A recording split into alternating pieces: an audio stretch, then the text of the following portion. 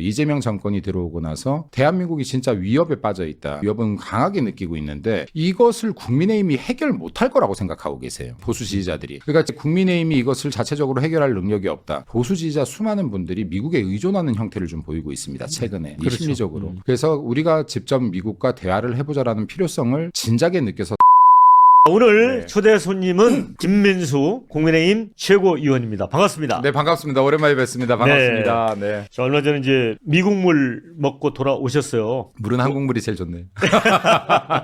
워싱턴 어땠어요? 처음 가보셨나요? 워싱턴은? 네, 저 처음 가봤습니다. 워싱턴 처음 가봤는데 그냥 사실 저희가 공항에 내려서 호텔로 이동하고 그리고 자고 의회 갔다가 호텔로 왔다가 의회 왔다가 호텔로 왔다가 하는 일정이었어서 사실 이게 뭐 이동 간에 다른 곳들을 전혀 보지 못해서 워싱턴에 왔다는 느낌보다 그냥 한국인지 아닌지 의회에 들어가야 약간 외국이구나, 그리고 호텔에서 외국인들 보면 외국이구나 하는 정도였던 것 같고, 개인적으로 좀 의미가 있다고 생각했던 건 차 타고 가면서 워싱턴 타워를 봤는데 워싱턴 타워가 169m래요. 네, 근데 그 워싱턴은 워싱턴 타워보다 높은 건물을 못 짓게 돼 있답니다. 그래서 건물들이 다 낮더라고요, 보니까. 근데 이제 그게 조지 워싱턴 그 건국의 아버지의 그 뜻을 기리기 위해서 그 탑보다 높은 건물을 못 짓겠다는 거 굉장히 좀 인상적이더라고요. 그 외에는 주로 다 의회에서 뭐 의원들 만나거나 뭐 행정부 인사 만나거나 뭐 하다 보니까 주로 대화가 위주였고 워싱턴을 따로 볼 시간까지는 없었던 것 같으네요.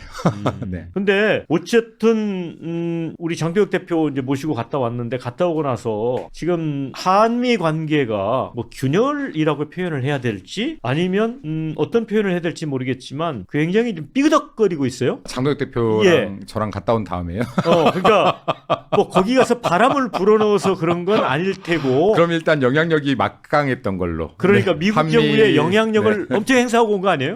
일단은 사실 뭐 저희들 방미가 월요일 날 비행기 타서 화수목 일정하고 금요일 날 복귀하는 3박 5일 일정이었는데 저희가 이틀 빨리, 그러니까 토요일 날 출발했죠. 토요일 날 출발했던 이유는 사실 이게 야당이 공식 일정 잡는 게 쉽지가 않더라고요. 그러니까 이게 국제부를 통해서 대사관을 통해서 한다라고 하면 이 공식 일정 자체가 4개뿐이 안 잡혔었어요. IRI에서 초청이 와서 이제 공식 일정 잡는데 추가 일정이 3개뿐이 더 안 잡혔어요. 그러니까 3박 5일 동안 4개의 일정이었거든요, 원래. 근데 이거 4개 때문에 가는 거는 좀 그렇더라. 우리가 원하는 이런 루트도 아니고 완벽하게 맞아떨어지진 않고. 그래서 사실 저희들이 좀 사전 준비들이 있어서 당을 통한 공식 일정 외에 비공식 일정이 한 12개 됐어요. 그러니까 비공식 일정이 훨씬 많았죠. 그중에서 공개가 서로 합의가 된 것들이 공개가 되고 있고, 그리고 사실은 3월 달에 원래 방미가 결정돼 있었는데 그리고 1월 달에 희한하게 저희가 미국 간다 그러면 방해가 들어와요.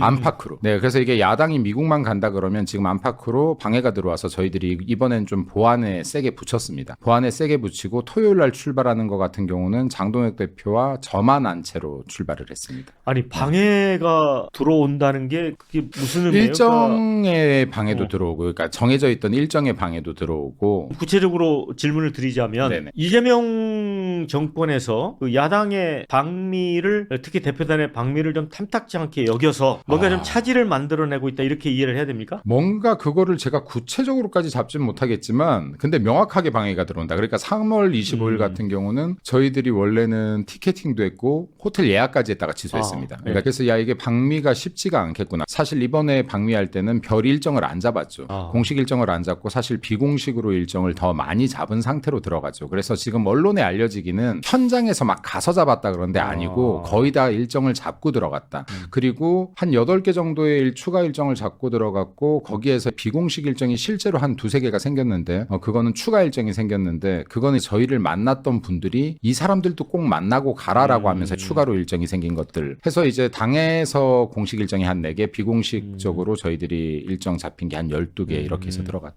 그래서 적지 않은 만남을 했고요.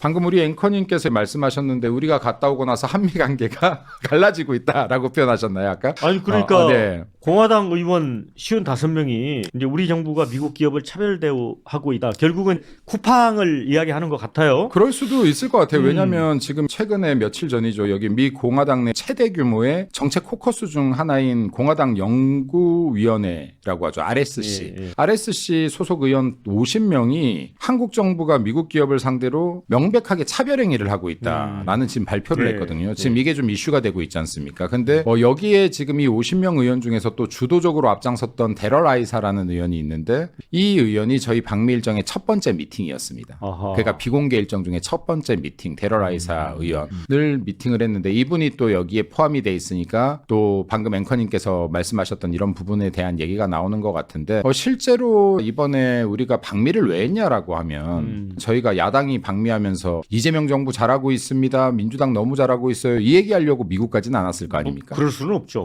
그럼 지금 대한민국의 현실도 좀 알리고 지금 대한민국과 미국 간의 한미 동맹이나 한미 외교가 완전히 균열이 가 있는 상태인데 미국과의 관계라는 것이 현대사회에서는 안보뿐만이 아니라 안보, 경제 그리고 국방 앞으로 미래 산업에까지 다 영향을 미치는 거 아닙니까?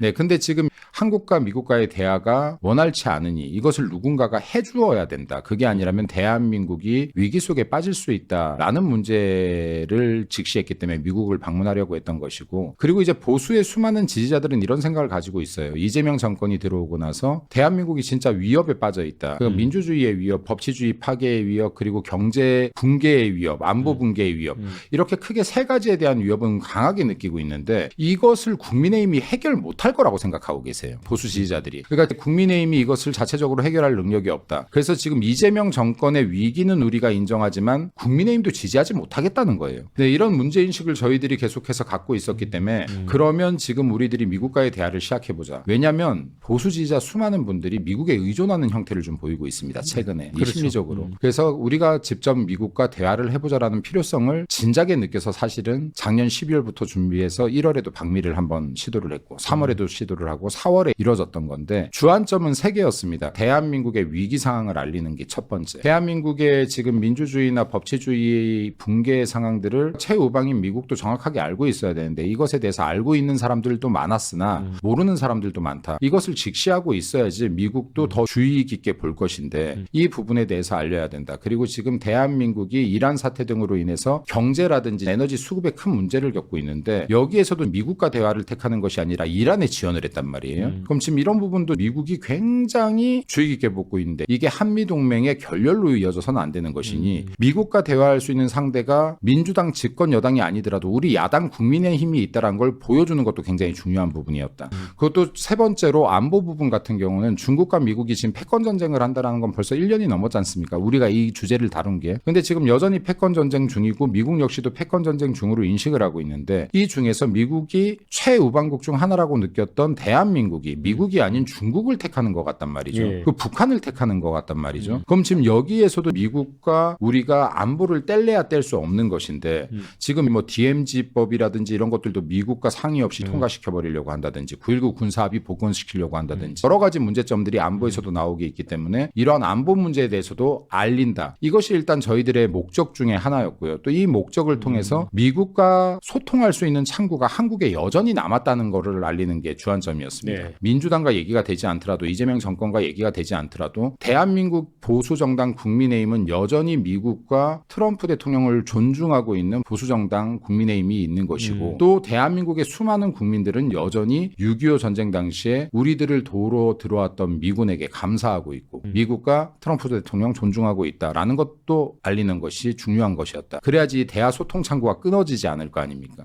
그리고 이러한 방미를 통해서 외교를 했었을 때 우리나라 국민들께서 이재명 정부는 미국과의 대화가 단절되고 더 이상 한 걸음도 못 나가고 있는데 후퇴만 하고 있는데 예. 후퇴만 하고 있죠. 지금 팩트시트도 제대로 얘기도 안 하고 있지 않습니까? 아직까지도 무역 관세협정 팩트시트도 예. 팩트시트에 작성했다고 하고 그 이후로 진전이 하나도 없지 않습니까? 그럼 지금 국민들께서는 미국과 한국과의 관계가 끊어지는 것이 아니냐라고 생각하고 있는데 이것을 국민의힘이 다시 연결한다면 국민의힘에 대한 기대가 올라갈 것이고 당연히 지방선거 결과에도 영향을 미칠 것이다가 저희들 방미 목적입니다. 이번에 지금 들어갔었을 때 사실 미국의 상하원 의원들과 그리고 행정부처 미국의 보수정당의 싱크탱크들을 다 만나고 왔어요. IRI라든지 그리고 헤리티지 연구소라든지. 그럼 지금 이런 곳들에서도 저희들이 많은 대화를 나눴는데 여기에서 대화를 나누면서도 지속적으로 똑같은 내용들이 나오는 게 있거든요. 미국 측에서 먼저 얘기합니다. 네. 미국과 한국과의 외교관계, 중국과의 관계, 네. 또 북한과의 관계. 이거 꼭 나오는 얘기. 우리가 그렇죠. 먼저 얘기하지 않아도 얘기하더라. 이쪽에서. 그리고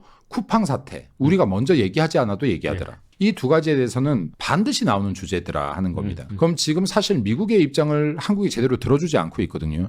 그럼 우리들은 이번에 가서 미국의 입장을 굉장히 구체적으로 들었다. 미국이 어떤 생각을 가지고 있는지, 미국이 바라보는 지금 현재 한국의 모습은 어떠한지, 그리고 앞으로 한국과의 동맹 관계를 어떻게 풀어가야 되는지 방향성을 정하는 것에 대해서도 많은 얘기를 나누었다라는 말씀을 좀 드리고 싶습니다. 그래서 사실은 미국의 상하원 의원들 같은 경우에 미국에서는 주로 의원들을 만나려면 로비스트를 통해야 된대요. 그렇죠. 근데 로비스트 통해서 만나도 5분, 10분 이상 만나기가 쉽지가 않답니다. 근데 저희들 같은 경우 야당 대표가 갔는데 통상 30분 정도의 미팅 일정이 잡혔는데 그러니까 깊이 있는 토론이 가능했다는 거죠? 네, 30분 정도가 잡혔는데 예. 중요한 예. 것은 거의 2배가 늘었습니다. 가는 곳마다. 예. 그러니까 실제로 30분 잡고 들어가는데 1시간, 20분 잡고 들어가는데 1시간, 뭐 40분. 이것은 대화 중에 충분히 가치가 있으니까 시간이 늘어났겠죠. 근데 예. 매 미팅마다 다 시간이 늘어났다. 시간이 저희들의 요구에서 늘어난 것이 아니라 자연적으로 늘어났다.